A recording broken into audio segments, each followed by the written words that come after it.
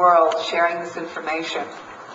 And what people have been asking us is to present what there is to come. And this is our first presentation on what there is to come. We've been following a schedule, and the schedule has been right on for 16.4 billion years. So here we go. Fasten your seatbelts. Here's Ian Lungold.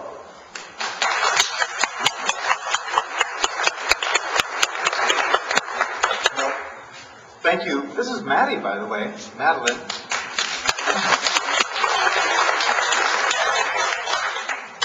So, I'm going to start the proceedings the way that we traditionally start, and that is with words from the Hopi people, words from their ancestors passed down to us in these current days. There is a river flowing very fast. It is so swift that there are those who will be afraid. They will try to hold on to the shore. They will feel that they are being torn apart and will suffer greatly. Know that the river has a destination. The elders say, we must let go of the shore, push off into the middle of the river. And I say, see who is in there with you and celebrate. At this time in history, we are to take nothing personally, least of all ourselves. For the moment we do, our spiritual growth comes to a halt. The time of the lone wolf is over.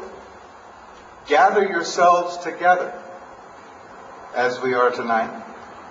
Banish the word struggle from your attitude and vocabulary. All that we do now must be done in a sacred manner and in celebration. We are the ones who we were waiting for. Aho.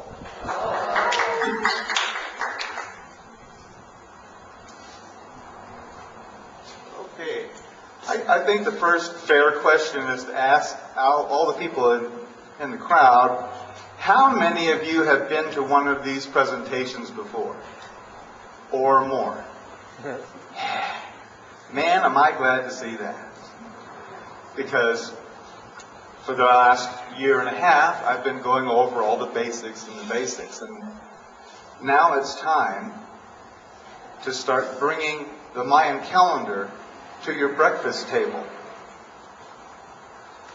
We have things going on in our environment and in our economies and society which have a lot to do with the Mayan calendar and what it says is supposed to be happening right now.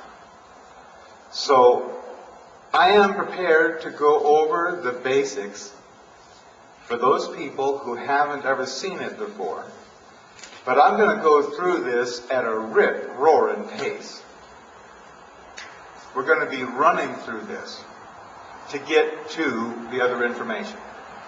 So if you think this is a little sketchy at the beginning, there's lots of information. There's tapes available to give you more detail on what we're going to be going through. And there, of course, is the book. Dr. Carl Johan Calleman is a biochemical engineer from Sweden, and he has written this book after 7 years of clinical research into the Mayan calendar. What he has in this book would take me a week of a course to train you in. I'm not going to try to do that. This has got all of the data and facts and background information to back up what we're going to be going over tonight.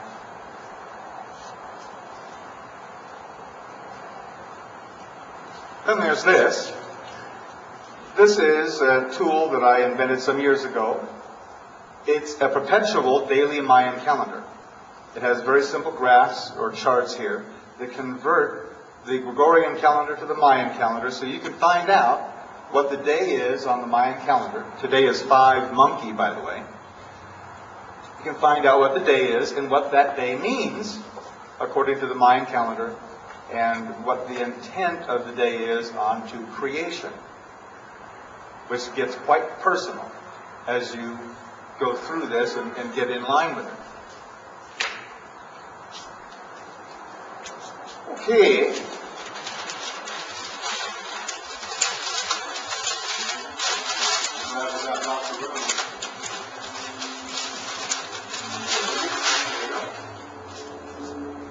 So, for those of you who have been to our talks in the past, you know that there's one statement I make. It's that what I believe is the basic law of the universe, and that is, what you pay attention to, you become conscious of. And it doesn't matter how highly evolved spiritually you are or not. What a great Swami pays attention to, he becomes conscious of. The more often, or the most closely you pay attention, the more conscious of that thing you become. Which is one of the reasons to come and hear this information over and over again. We are starting with this talk about consciousness. And consciousness needs a definition for this evening at least, because there's lots of them that people use. My preference for the definition of consciousness is the awareness of being aware. In whatever state you are aware of it, the awareness of being aware is the essence of consciousness. That's what we're really talking about.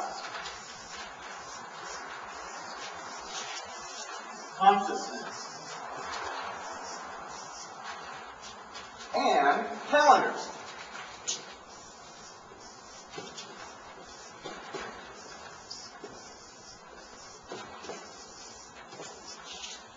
What is a calendar? A calendar is an agreement of a society or civilization on what time it is. It's actually the dead center of any civilization or any group consciousness.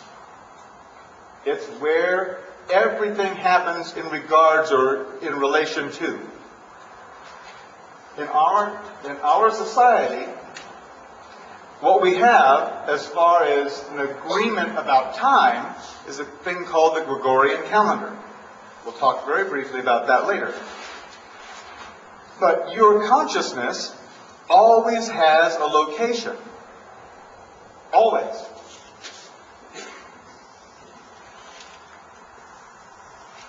Like this, your consciousness has a bullseye. A place in time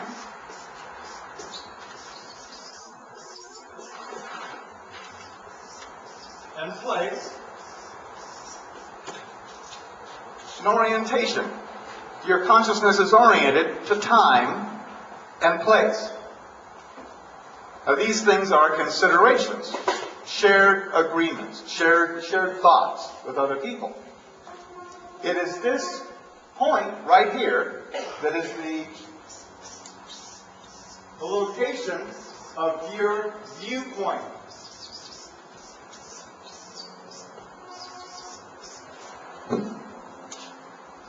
You've each got one, a viewpoint, and it's yours, and no one else can have it. You built it by all your decisions of time and place, time and place. You have established the content of your viewpoint. We're going to be hopefully expanding or feeding this viewpoint so that you can have more orientation. But right now, our calendar, the agreement on what time it is, you can see how integral that is to the consciousness of a civilization as well as an individual.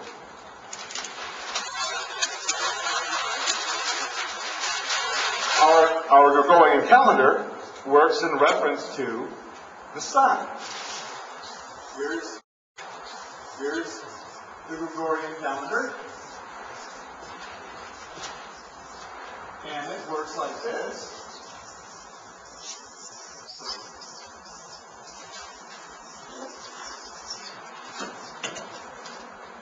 There's our sun, and here's us, Earth. And we go around the sun every 365 and 1/4 days. This is the Gregorian calendar. This is also the focus of our civilization's consciousness. In fact, our definition of time as a people is physical motion through space equals time. To be brief, the whole focus of our civilization is only on physical evidence. Now, some of us may disagree a little, but I'm talking about the focus of our civilization, not the individuals. You know the difference? What I'm talking about? Some people are on different levels of consciousness, but as an overall whole, Western civilization especially is concentrated on just physical. Not all calendars are that way. The Mayan calendar is an outstanding example of not being oriented to physical motion. The Mayan calendars were sacred. In fact, the Gregorian calendar was sacred. It was put in by Pope Gregory. At the beginning, people called it the year of our Lord. It was all sacred. But having to focus on material rather than anything immaterial, that meaning eroded away. Maya had two calendars, the Zolkin, which was the personal calendar, or the astrological calendar of the Maya. This calendar is 260 days long.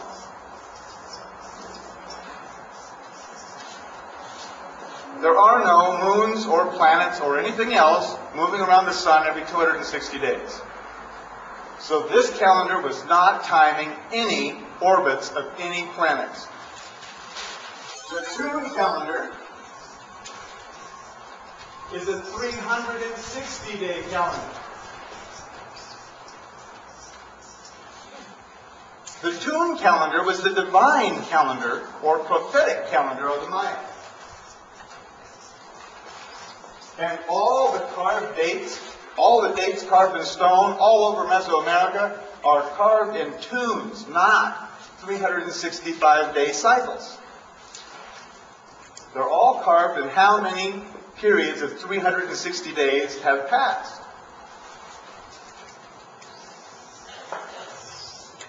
The calendars work together like 2 years. Okay?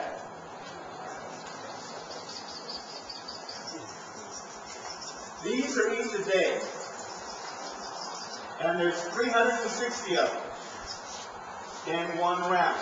And here, there are 260 teams. Now, each one of those days has a very specific spiritual meaning. The Mayan calendar and this tool that I've produced actually explains all those sacred meanings every day. But this cycle, going around, turns this one. There are no planets or moons going around in our solar system every 360 days around the sun. So this calendar as well was not keeping track of any physical motion. What were these guys timing? That's the big mystery that Mr. Calleman and myself have helped solve. Well, and everybody else that came up with scientific facts and breakthroughs along the way. Here's what they were timing. This is what kind of looks like a pyramid. It's a graphical display of a calendar stone that the Maya left in a city called Koba some 2,500 years ago. They carved periods of time that represented the stages of the calendar, of the Mayan calendar. And each one of these 9 levels is further divided into 13 sections. Can you see those on the bottom? 13 sections. They go in days and nights. That means there's 7 days and 6 nights to each level of creation. We've heard that one somewhere before. 7 days. This first cycle began 16.4 billion years ago. This is called the cellular cycle.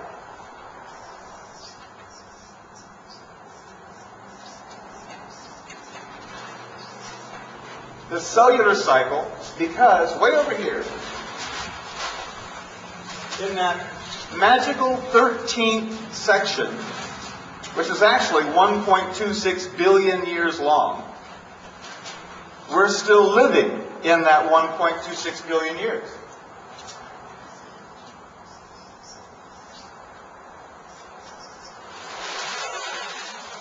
Everything that's happened, of course, all of human history has happened in the very later sections of that 1.26 billion years. What happened right here, though, was the first form of cellular life. There were bacteria and viruses before, but there were the cells. The very next stage of creation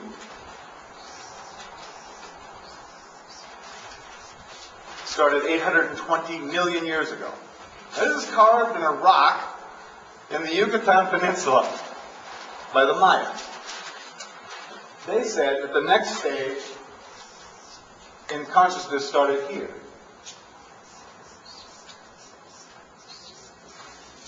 And life sciences will tell you that this is when animals first appeared. Not animals with 4 legs, but multicellular groups of cells working in cooperation for survival. The first multicellular organisms started right here.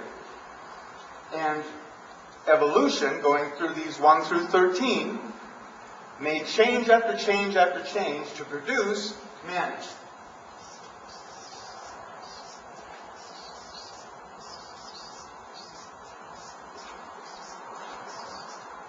As a matter of fact, each one of these stages is 63.5, approximately, million years long. Each one of those 1 through 13 is 63.5 million years long. Coincidentally, life sciences find that there are major jumps forward in the structure and function of consciousness in animals every 63.5 years, or million years. Here, this one is 41 million years ago. It's called the familial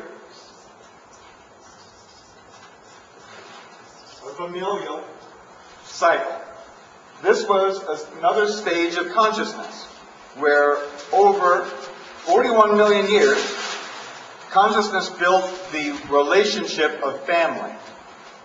We'll go through this just really quick, the different kinds of consciousness that were the result of this.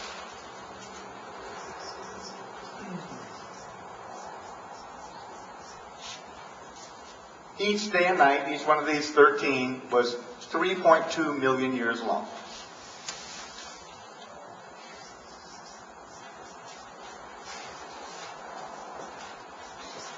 Two million years ago, we started building a tribal consciousness. This is where cells group together for survival in this stage and further develop. Then there were a further organization of organisms into family groups. Then these family groups organized into tribes.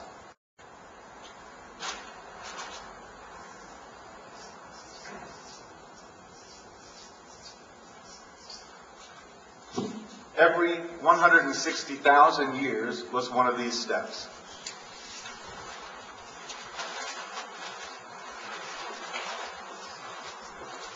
The cultural stage started 102,000 years ago. This, by the way, is when we learn to speak with one another.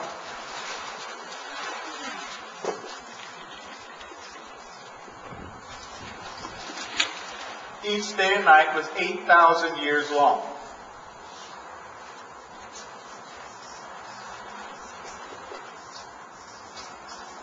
The national section started 3115 BC. This is the birthday of Egypt. It's also the birthday of writing. It's also the beginning of the age of bronze.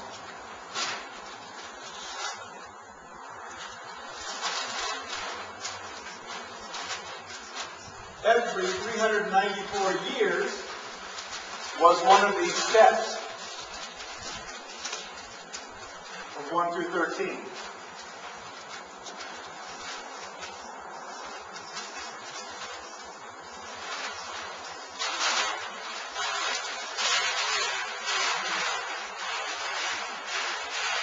The planetary section started in 1755. And this whole section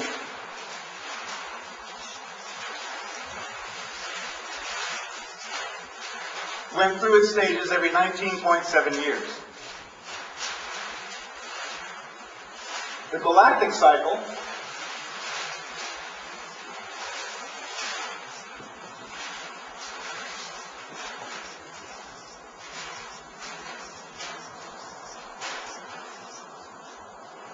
started January 5th, 1999.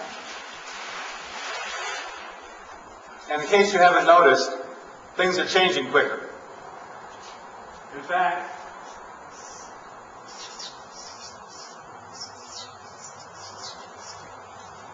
we go through one of those days and nights every 360 days. The same amount of change that happened over 1.26 billion years at the beginning of this now happens in every 360 days. There is a dramatic acceleration going on here, folks.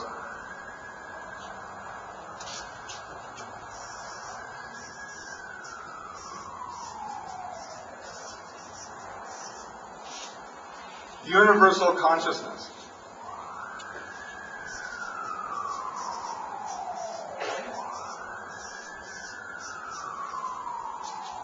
February 10th, 2011, we start this consciousness cycle.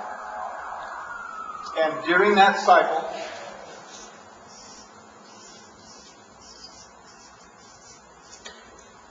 the same amount of change that is taking place in a year, in 360 days, will happen in 20 days. And it will get much faster than that. That's how fast it is when it starts. And it goes faster and faster. Just like this cycle is going faster and faster. But the most important thing is to know where we're going.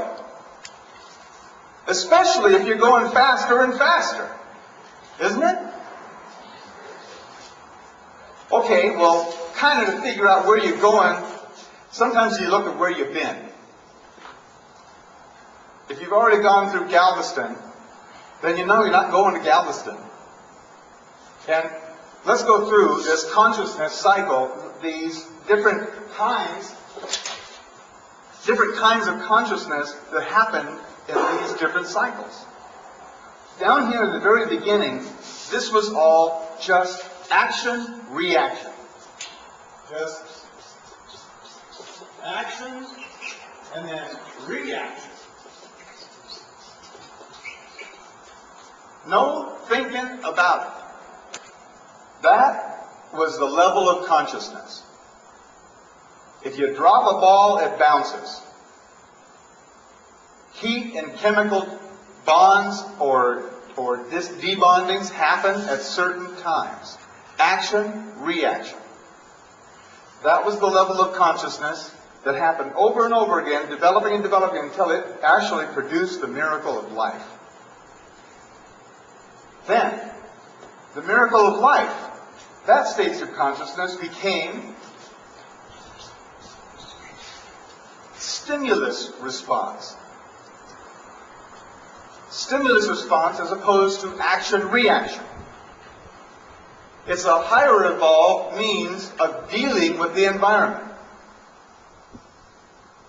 And it took some 820 million years to develop it. Here, we went into individual stimulus and response. Or stimulus individual response. Where here, things were grouped together as nests, hives, flocks, schools, herds. The whole body responded as one. Here, though, came the concept of individual. And it is that concept that allows you to have a family relationship rather than just being one of the pack or one of the hive. There is an interpersonal communication and relationship between individuals. This is a huge step for consciousness. In this cycle, we started being able to see similarities and differences. This is the purpose of your mind, to look at similarities and differences and come up with decisions about your future. And that has been developed over the last 2 million years. In the cultural stage,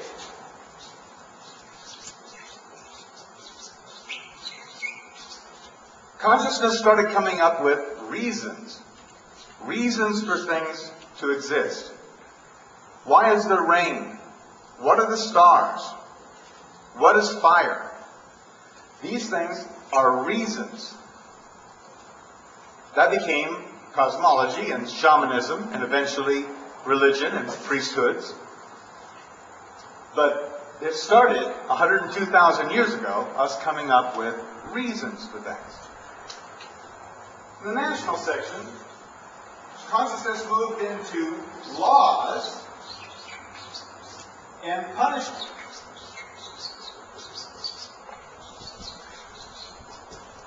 As a stage of consciousness. You've all heard the story of Adam and Eve. You guys know about when that story took place, according to the Hebrew Bible? Just about 60 years after this started. The whole idea of right and wrong, good and bad, was achieved during this period. Before that, there were only reasons things happened. There were superstitions, but there were suggestions, but there wasn't a line of dividing good and evil, right and wrong. It was during this period that laws came to be. Here, in the planetary cycle,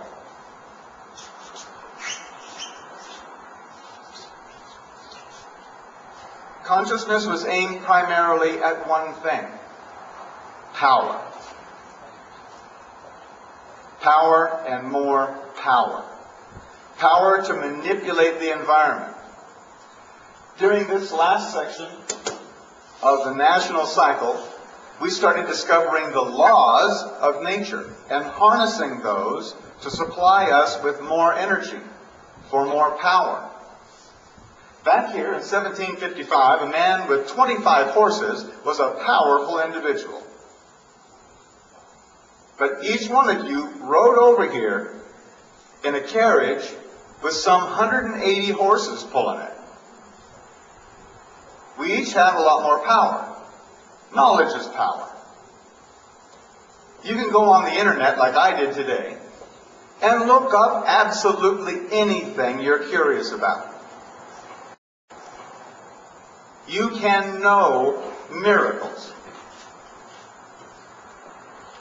Imagine a person, an educated person in 1755. Medicine was a primitive art. There was no science attached to it. There was no higher learning.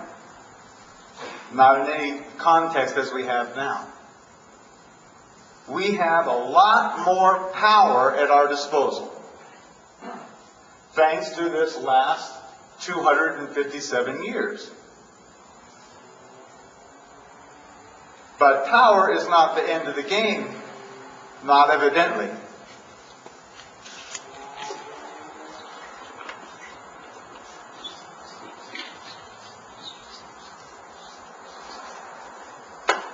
There's a new kid on the block, a new consciousness that entered on January 5th, 1999.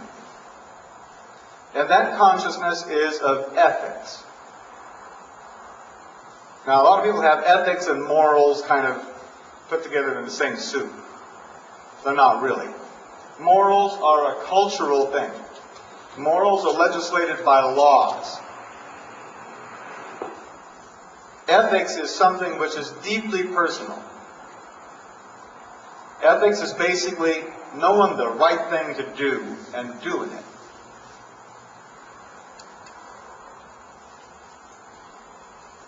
There's lots of things that are somehow moral, but not exactly ethical. Ethics is a refined consciousness. We'll be talking more about this because what we're going through right now is an evolution from some of these consciousnesses into higher consciousnesses. It's not always been an easy thing in the past, and we shouldn't really expect it to be so easy now. Although our understanding will help tremendously.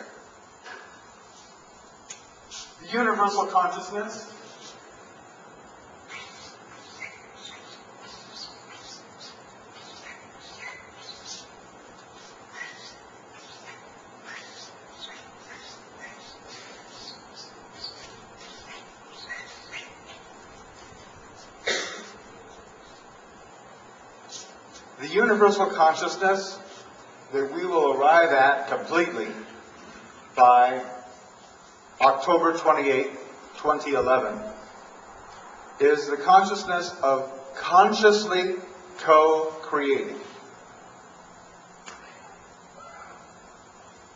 Consciously co-creating your very experience.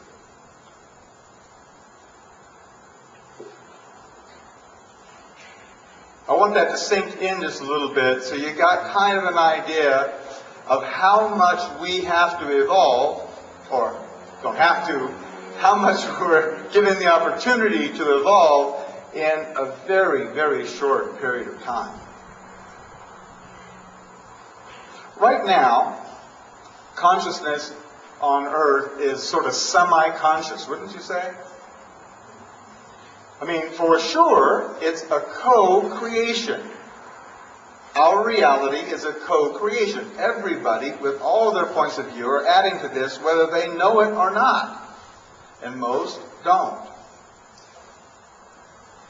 Most folks don't understand that they're not a victim.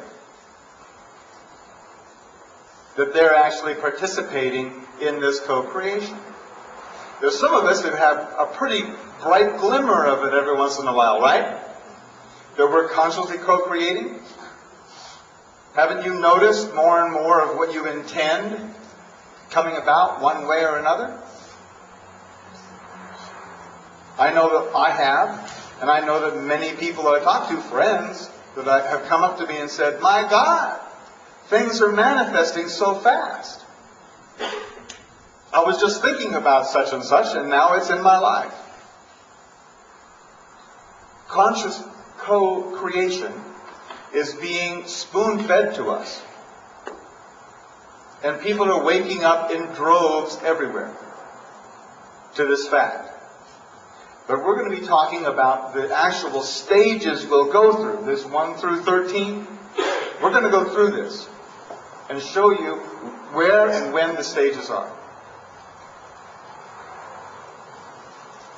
So, I'm going to talk a little bit about what's happening right now in our socio-political arenas in the world. Primarily, there are certain kinds of consciousness which are sort of like a dead weight, dragging things down, need to be overcome to move on to higher and higher states of consciousness. One of those is this cultural consciousness down here. We as humanity pretty much have gotten over tribal consciousness and having to belong to a small group of people. Now we have much larger vistas of consciousness. The cultural one is always a set of beliefs. I mean, they're the reasons people are living. Like there's certain folks who are living to be Israel or Israelis. And there are other people who are living to be Palestinians or Hindus or Muslims. Which is okay unless you think that this is the most important thing. If you think that Muslimism is the most important thing and all other religions, faiths, or sciences are bunk, then this cultural belief is in your way. If you believe that you have to be Protestant or you have to be Catholic in order to be right, that's limiting and in the way. And those viewpoints, frankly, are now going extinct. That way of looking at things just won't fly anymore. Now, as the grip on people's consciousness starts to slip away from those empowered in the cultures, they will get a little bit more frantic. I mean, just think about anything suffocating to death, and you'll see what these folks are going through. There is no way out if you think you're the only one. That includes me. The national laws and punishment, fight and die for country, that whole idea is dying, isn't it? You watch the news? Anybody admit to watching the news? Well, I understand not watching the news. But I don't know how you could possibly help but hear all the hue and cry over whether it's right to go murder innocents in Iraq for our principle and or not. There's a huge debate going on right now on whether it's right to defend the nation against any and all possible threat as though the nation was the most important thing in anyone's life or on the planet. America is America. It's a plot of ground. It's no more important than Africa or Asia.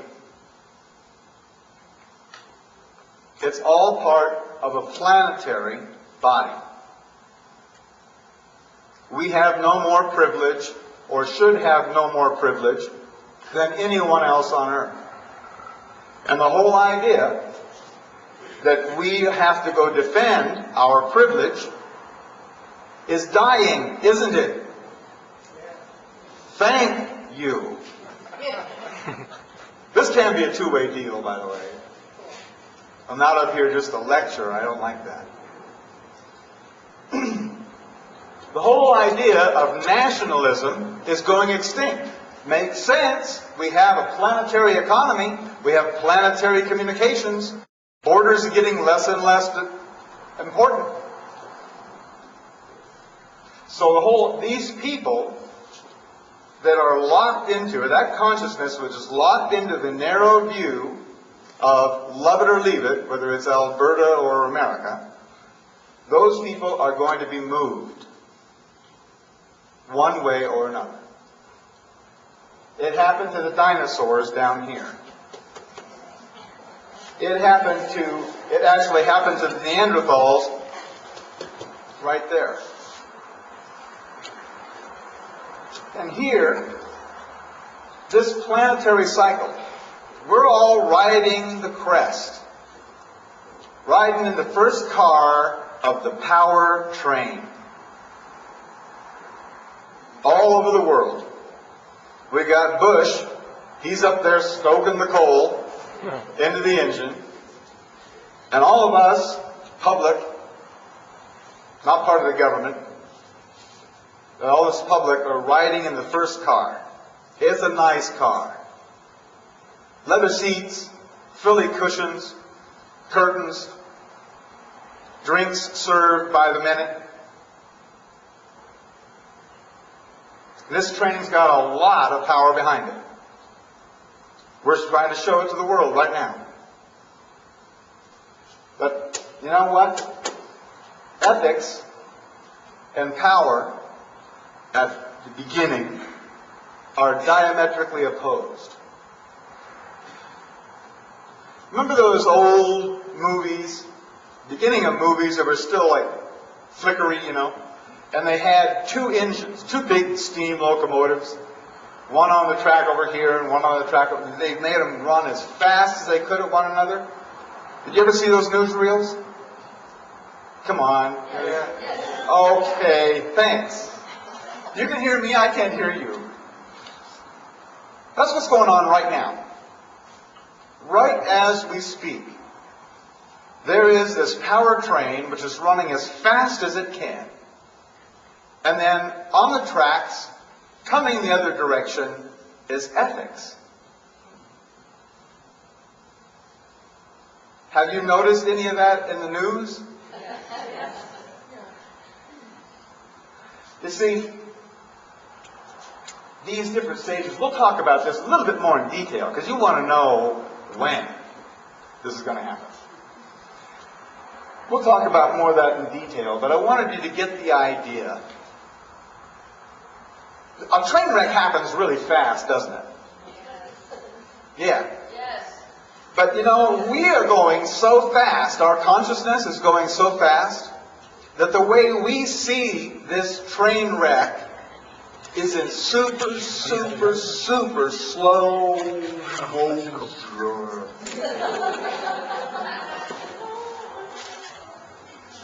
What happened just a little while ago is that we went through the midnight of the fourth stage down there.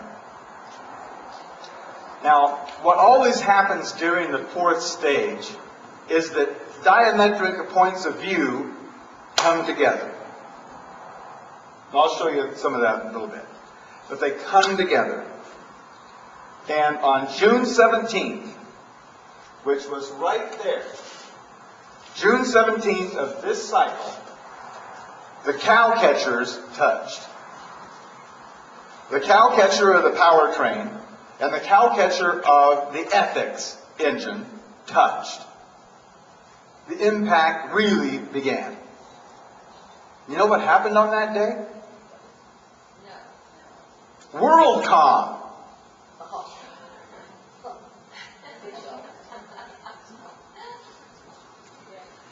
All of a sudden, what might have been a little problem with Enron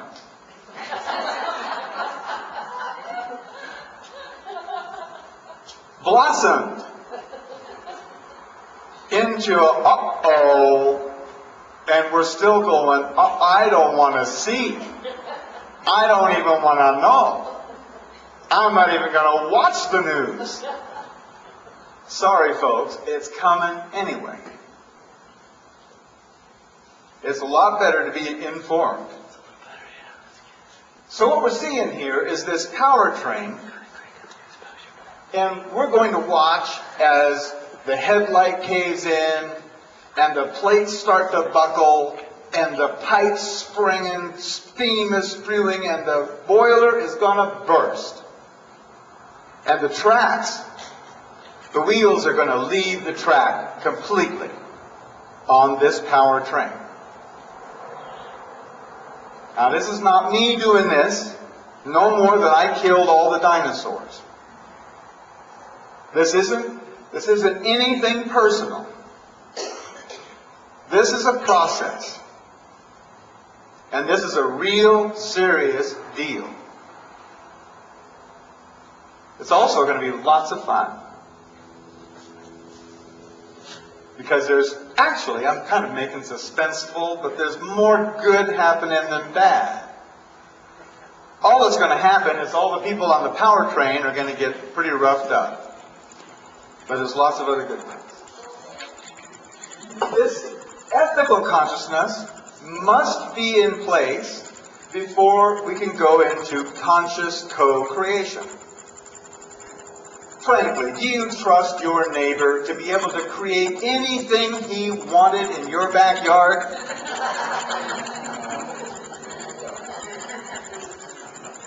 We're just not there yet.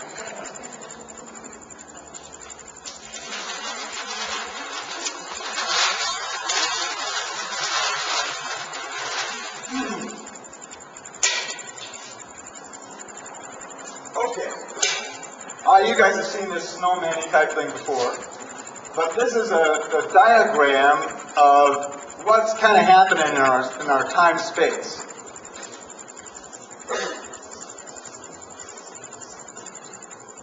In the past, there was only so much happening in any moment.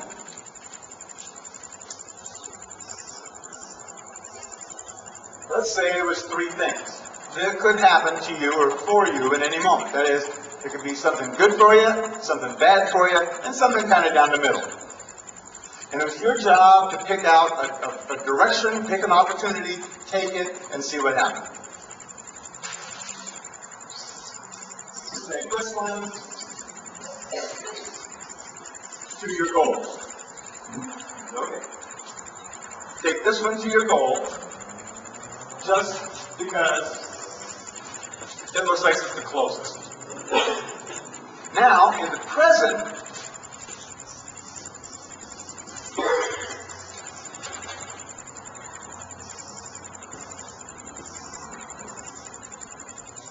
there's more happening in every moment.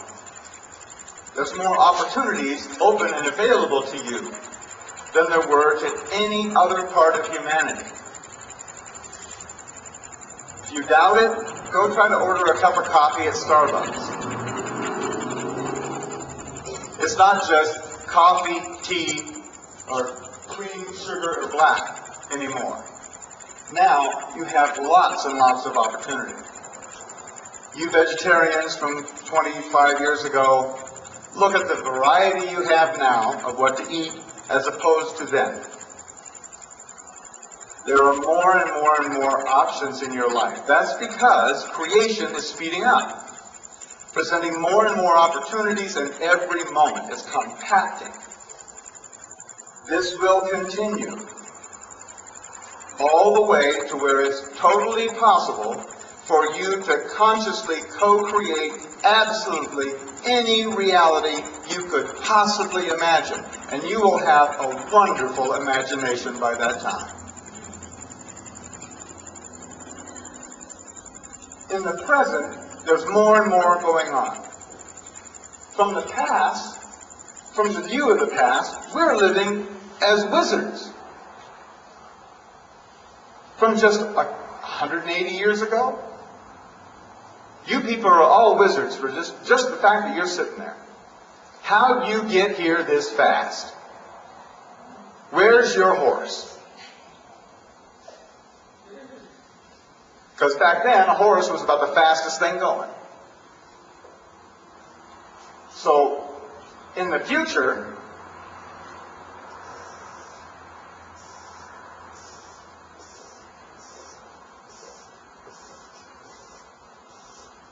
here it is. Future truths come forward during the third day.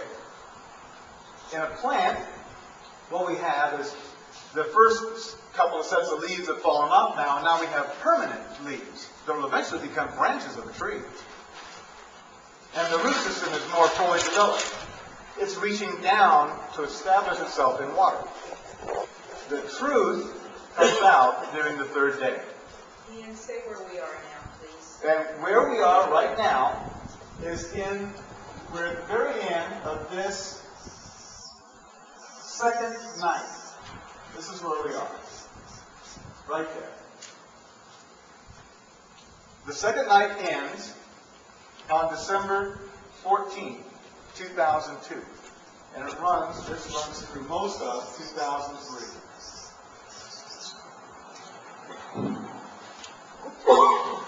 What we can expect here is all the truth. I don't think... How many people out there think you've heard all the truth? About our governments, our systems, about religion. How many people out there think that you've heard all... Really?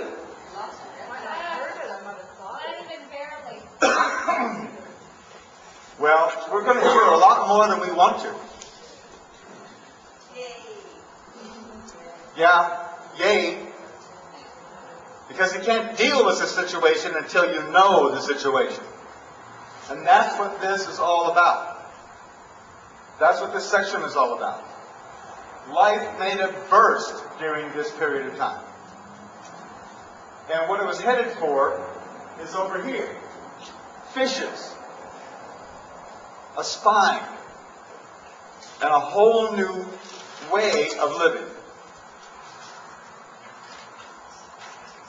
Through the application of the truth, which in this case was that multicellular organisms are more survival than anything else, than individuals. From the application of that truth, we got more evolution. And it went right over here to new foundations. New procedures.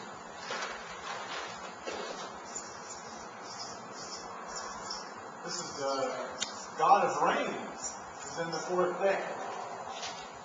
Very important things happened during the fourth day. For one, the invention of the spine. Fishes.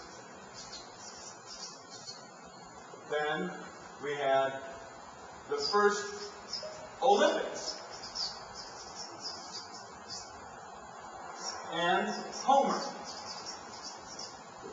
And the telephone. All of these firsts and all of these developments, new systems, new foundations of consciousness happened during this fourth day.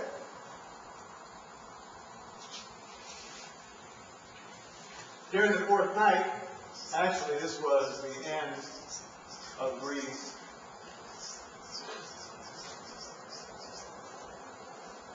Was during the fourth night.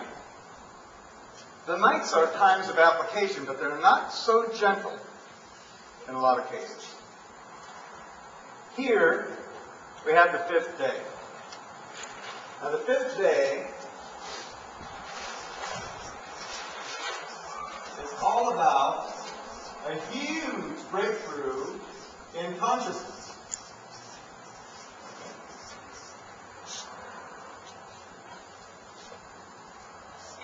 It's also ruled by the god of fire. In a plant's life, after it's gone through all this development, then it starts to put out certain chemicals, amino acids, to change the structure of the plant, or the purpose of the plant, to start it on its road to procreation, to being sexual. Some of the things that happened during the fifth day. Well, there was a transition to land.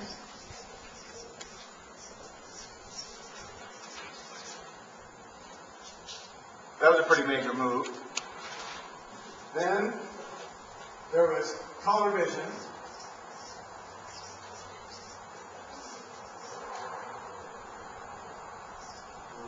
Color vision. Then there was the invention of fire, or the control of fire. Then there was art, the development of art, first art found. Then there was Christ himself. And then, way down here, EMC squared and the invention of radio. All those sorts of things happened during the 5th days.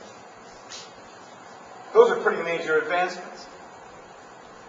Transition to land, color vision, fire, art, Christ consciousness, E equals MC squared, and a way to communicate.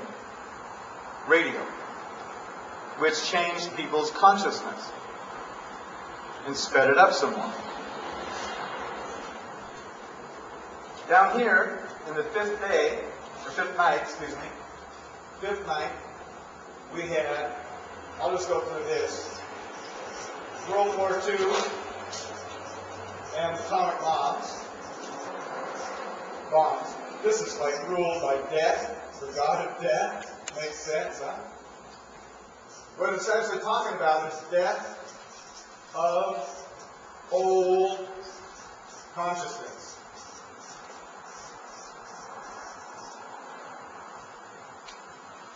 Right during that period of time. As a matter of fact, many things have gone extinct during this period of time, including the Neanderthals. The dinosaurs went extinct over here in the 6th night. But many things have passed away that were of no positive purpose to the evolution of consciousness. And what we're coming up on is this 3rd day is going to expose truths which most folks won't be pleased with. There's a reason that there's so much hunger and starvation and misery in the world. And the reason has been hidden behind cultural and national ideas. What's the most popular form of hiding the truth from us now? National security. Hiding behind, or hiding with those consciousnesses is stopping the forward evolution of consciousness. That's going to disintegrate. Not because of any political pressure, because of creation. Because of creation's intention. Creation is forcing this to occur. And it's forcing ethics to be the primary consideration. Right now, most people would not invest in any company that couldn't prove they had integrity. Anyone who can't pass that ethical or integrity test is going to go out of business. And there's nothing that any of them can do about it except get in line. That's going to happen to every aspect of your lives, and all of your neighbors too. Whether they're conscious, thinking about this, worrying about this, or exulting over it, it's going to happen. So you might as well exult over it. Because where this is leading is more and more fun. Now, I want to, sometimes, some of you guys went and listened to me do this whole talk about the different disasters that have happened in history. And there were bad things that happened. Meteor bombardments, ice ages, big extinctions, all of them happening right here in this 5th night. But if you remember, I went all the way up to World War II. And World War II is not the same kind of consequence as 200 million years of meteor bombardment. Things are getting better, folks. They really, really are. We complain about animals not having enough rights. Women, hey, 120 years ago, you were chattel. You had no rights. We have raised the bar so high on what we expect as an ethical and integral lifestyle that massive things have to change in order for things to match our expectation. That's why it kind of looks like things aren't so good, because our expectations are so high. They should be, but if you look and get better perspective, we're all living almost twice as long as people did 80 years ago. Eating far better, clothed far better, entertained up the, we've got entertainment. Things are going to be very, very interesting. Here, during the application of the truth. Now this is the part that we got to really look out for. Doing this right here, some people's going to go nuts as the truth comes out of how much betrayal there has been. Some people just not going to take it very easy. And then there's all those who are going to frantically be protecting themselves against all the truth. You can already see it, can't you? Well, this is the time period right here. This is December 9th in 2003 through December 4th, 2004. Let's be really happy that these are only 360-day periods. Rather than, like last time around, it was 20-year periods. It took a long time to get over it. Now we've got a lot more momentum, and we're going to be flying through this. Of course, if there's any resistance, guess what? You impact that resistance.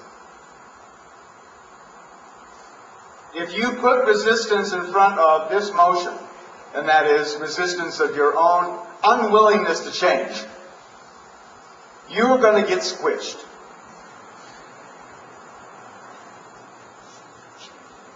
This application of the truth is going to be kind of tumultuous.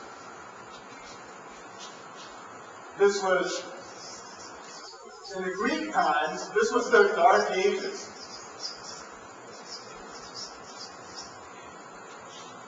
Right here. Right over here, oh, excuse me, the fourth day. Anybody here heard of Nasara? Can anybody speak about it? I can, because I'm not part of the programs. Nasara is the National Economic Security and Recovery Act. Nasara is a secret law that's been passed at least 3 times by Congress, signed by the President many times, by which all of them must abide by the World Court decision that they must all resign. The whole government must resign. And there must be a complete revamp of our banking and economic system. Because thanks to Willie Nelson and Farm Aid, the IRS and the federal bureaus were found to be fraudulent and guilty of treason against all of you. And so Nasara, which is a radical law, radical, complete new foundation for the ethical and integral operation of business, individual, and government alike.